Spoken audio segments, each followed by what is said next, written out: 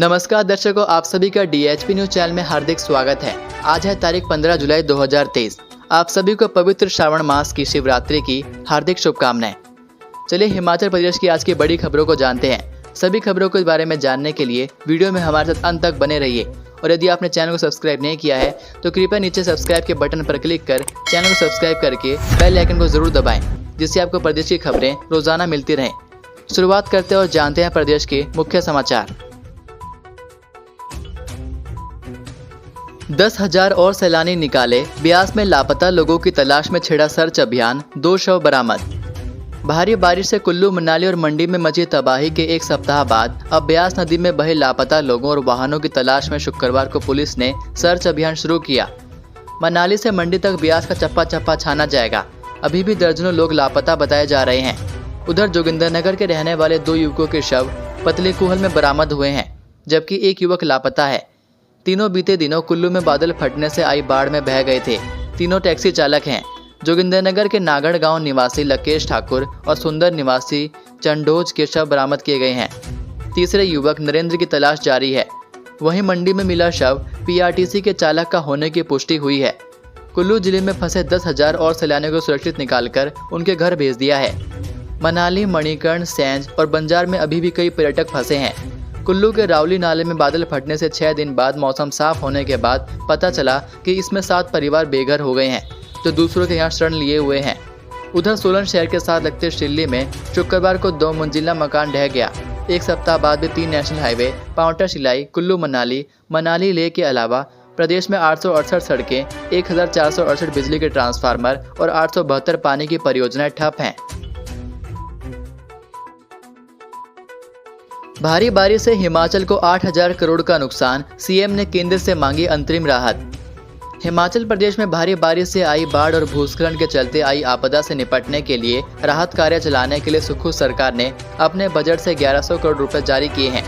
शुक्रवार को राज्य सचिवालय में पत्रकार वार्ता करते हुए मुख्यमंत्री सुखविंदर सिंह सुक्खू ने बताया कि 1100 करोड़ में से 610 करोड़ रुपए लोक निर्माण विभाग, 218 करोड़ रुपए जल शक्ति विभाग और 180 करोड़ रुपए SDRF को जारी किए गए हैं। इसके अलावा 263 करोड़ रुपए की राशि जिला उपायुक्तों को पहले ही जारी कर दी गई है। मुख्यमंत्री ने बताया कि शुक्रवार सुबह ही केंद्रीय गृह मंत्री अमित शाह से फोन पर बात कर अंतिम राहत के लिए 2,000 करोड़ रुपए देने की मांग की गई है। शाह ने बताया कि सोमवार को जायजा लेने के लिए केंद्रीय टीम शिमला आएगी। सुक्खू ने बताया कि हिमाचल प्रदेश को भारी बारिश से करीब 8,000 करोड़ रुपए का नुकसान संभावित है। CM सुखविंदर सुक्खू बोले, सेब सीजन से पहले बहाल होंगी सड़कें, 50 करोड़ की खरीदेंगे मशीनरी। मुख्यमंत्री सुखविंदर सिंह सुक्खू ने सेब सीजन शुरू होने से पहले सेब उत्पादन वाले क्षेत्रों की सड़कें बहाल करने के निर्देश दिए हैं। सरकार ने लोक निर्माण विभाग को मशीनरियों की खरीदारी करने के लिए 50 करोड़ रुपए की स्वीकृति प्रदान की।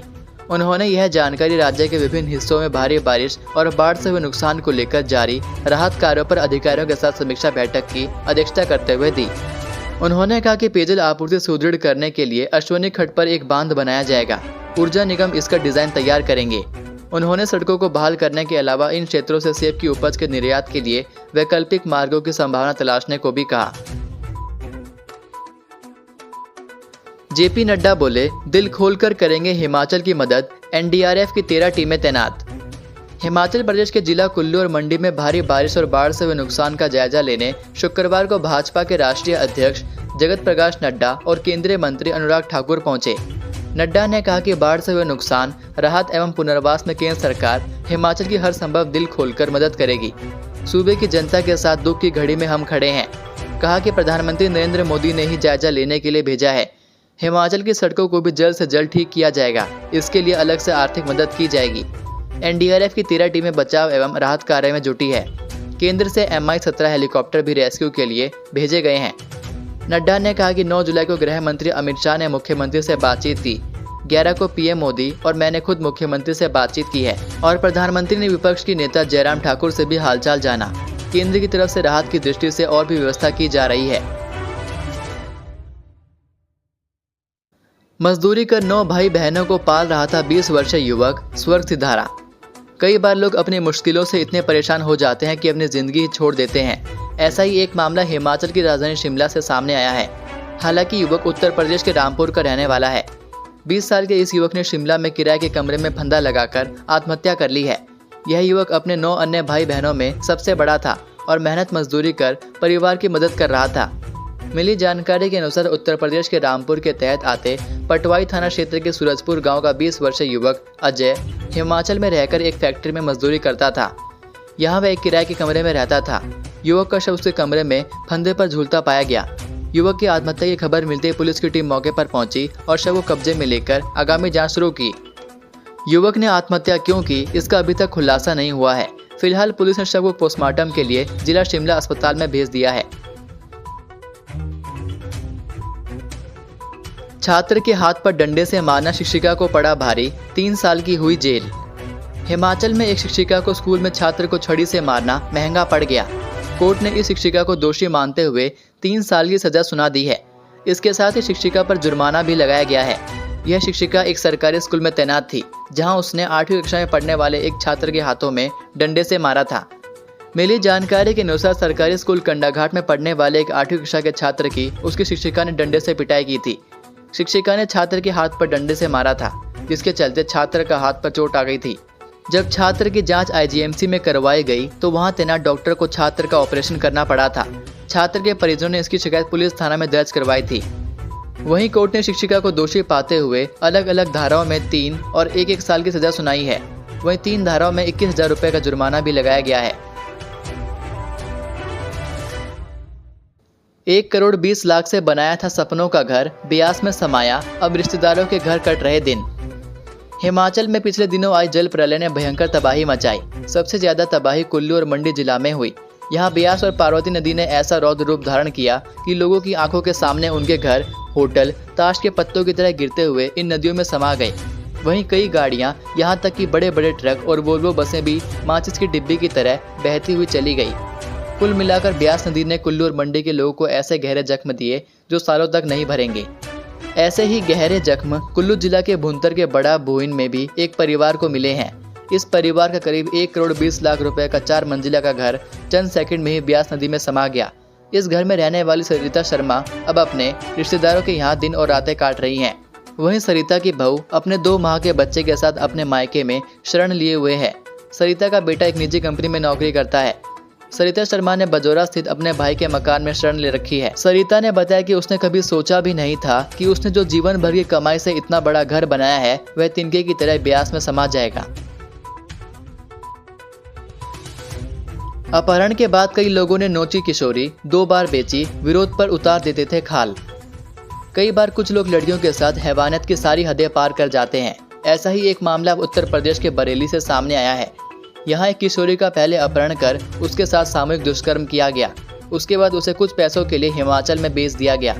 यहाँ भी खरीदार ने पहले इस किशोरी के साथ दुष्कर्म किया और उसके बाद उसे अपने दोस्तों को परोस दिया। इन लोगों ने हैवानियत की सारी हदें पार करते हुए इस किशोरी के हाथों की खाल तक उतार दी। जब जब यह किशोरी विरोध करती और घर जाने को कहती तो यह लोग चाकू से उसके हाथों की खाल उतार देते थे, जिससे उसके हाथों पर गहरे जख्म हो गए हैं। किसी तरह से पुलिस इस किशोरी तक पहुंची और आरोपियों को गिरफ्तार किया। दरअसल बरेली में फरीदपुर गांव के एक युवक ने अपने ही गांव की इस किशोरी का अपहरण किया और उसे बदायूं में बंधक बनाकर रखा। वहीं किशोरी ने पुलिस को सौंपी शिकायत में बताया कि हिमाचल में उसके साथ जानवर जैसा व्यवहार किया जाता था। वहीं किशोरी के पिता ने बताया कि उनकी शिकायत पर पुलिस ने गंभीरता नहीं दिखाई। जब सीएम के दरबार में शिकायत की उसके बाद पुलिस ने आरोपी का मोबाइल सर्विलांस पर लगाया, जिसके बाद पुलिस आरोपियों तक पहुंची। पुलिस ने करीब 1.5 महीने बाद किशोरी को हिमाचल प्रदेश के बद्दी जिले से बरामद कर उसके परिवार को सौंप दिया है। वहीं फरीदपुर इंस्पेक्टर दयाशंकर ने बताया कि किशोरी को हिमाचल प्रदेश से बरामद किया गया है। आरोपी को गिरफ्तार करके जेल भेज दिया गया है। इस मामले में पीड़िता के पिता ने 15 मई को थाना फरीदपुर में गांव के ही रवि, उसके पिता प्रदीप, मां, भाई श्याम सुंदर और बदायूं में फैजगंज बेहटा के अजय व पंकज के खिलाफ मुकदमा दर्ज कराया था। आज का सुविचार: यदि जीवन में लोकप्रिय होना हो तो सबसे ज्यादा आप शब्द का, उसके बाद हम शब्द का और सबसे कम मैं शब्द का उपयोग करना चाहिए।